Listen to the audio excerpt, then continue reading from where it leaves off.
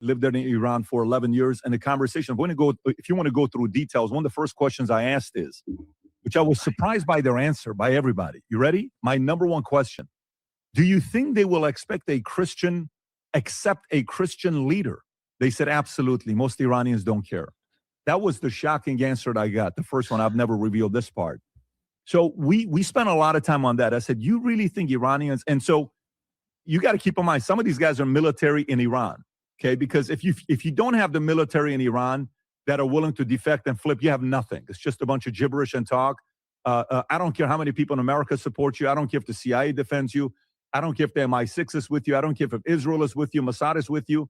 If the folks in Iran who are military leaders, who are not willing to flip and they're heavyweights, you can't do nothing, period. It has to start with there. So I was surprised when these men were saying that, yeah, we would be okay with a Christian leader. And the thought was more about, economy, because their biggest concern is, their GDP is nothing. It's less than Walmart. What happens if we open it up and there's somebody that has relationships here in America? It's kind of like the guy right now that's running in Colombia that's a dual citizen. What if he pulls it off and, hey, he can have the relationship from America and Colombia? So that was the talk. And then I sat down and, at the end of the day, I talked to the family, but the decision was really mine. It was a very easy decision 2 months later when I said it's not my job. And it was also part of it when I was watching Reza Pahlavi getting back into it heavily and hoping a couple other people would step up. Very quickly, I'm like, this isn't for me. When did you make that decision? So we were in New York for a month, almost a month. So take another 4 weeks after that, 5 weeks after. I'm going to say 7 to 9 weeks decision, 2 months. That was last year. So late last year. Late last year. Yeah. Last year.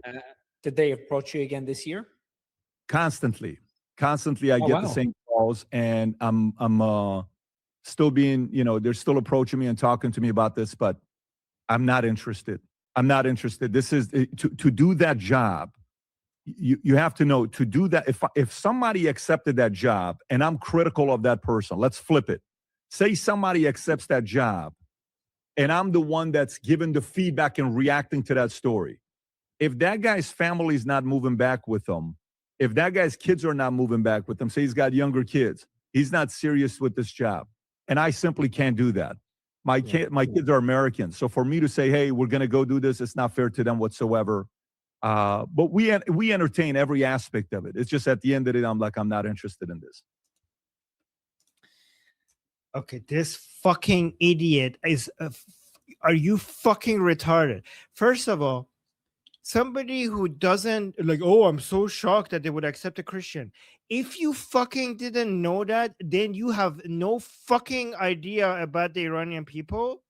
You didn't know that the Iranian people who were praising President Trump and naming streets after him wouldn't have a problem with you being a Christian. So you didn't fucking know that. So you have no idea about the Iranian people and you think you're fit for leadership. And now that Princess of Pahlavi is going back into it, you fucking retard. He never stopped. He's been consistently fighting for a free Iran for the past 47 years. And when did you make that decision? It's not his fucking decision. The Iranian people hate this man. The Iranian people consider him to be an enemy. This fucker was attacking Princess of Pahlavi when the Iranian people were bleeding to call out his name. He's the enemy of Iran and the Iranian people. When did you make that decision? They will skin this motherfucker alive if he steps inside Iran.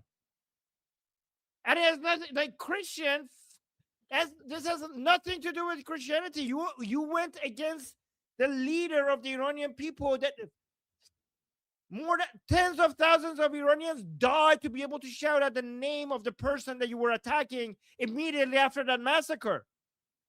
You're considered an enemy of Iran and the enemy of the Iranian people. Not interested. Who fucking asked you? They will skin you alive if you step inside Iran. You piece of shit. And Like, oh, Princess of Pahlavi is going back into that. You know what he figured out? He figured out that Princess of Pahlavi is a much, much bigger force than he realized.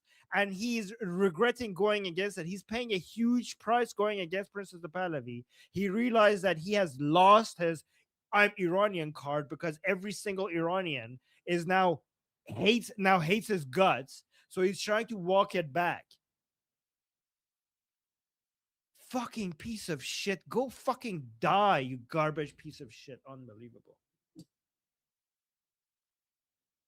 Ladies and gentlemen, no matter how much money you make in life or how much education you may receive, if you began as a retard, you are probably also going to end as a retard. Patrick Bet-David is a great example of someone who, no matter how much money or anything he may get, his true nature will never change. So yeah, I can't believe he said Prince Reza Pahlavi was getting back into it, as if Prince Reza Pahlavi was doing anything else for 47 years. Actually for 66 years, his entire life, as if he's been doing anything but serving the Iranian people. He knows nothing about Iran. He was surprised that, like, oh, would they care that I'm Christian? If you didn't fucking know that, you don't know anything about the Iranian people, which is the reason why you went against Prince Reza Pahlavi, not knowing what the backlash would be. Because you don't know the Iranian people. You have no idea about what the Iranian people stand for.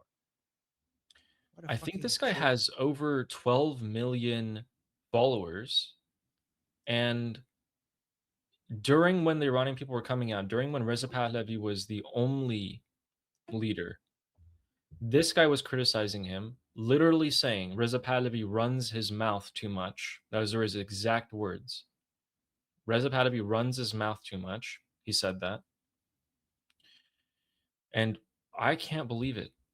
By the way, this guy, Patrick Bet-David's co-host, I don't know if he's still his co-host, but just until recently was being paid by the MEK, and Patrick Bet-David himself was regurgitating the MEK's talking points until recently when he started realizing, like, oh man, that's so bad. I'm losing supporters. Actually, went worse than that. He was reading it from a note and he made a mistake and read the name of the organization of the MEK.